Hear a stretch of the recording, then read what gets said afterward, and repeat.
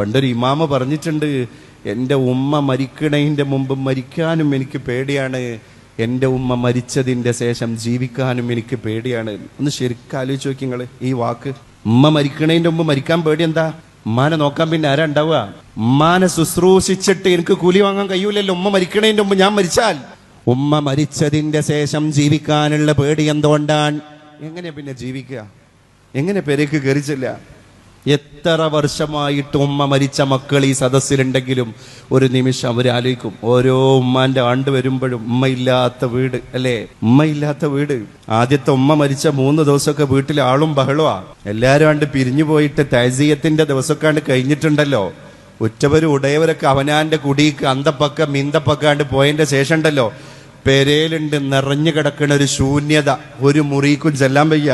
അവിടെ ഉമ്മാന്റെ പർദ്ദ, ഇവിടെ ഉമ്മാന്റെ ഷാള്, ഇവിടെ ഉമ്മ വെച്ച കഞ്ഞിപ്പാത്രം.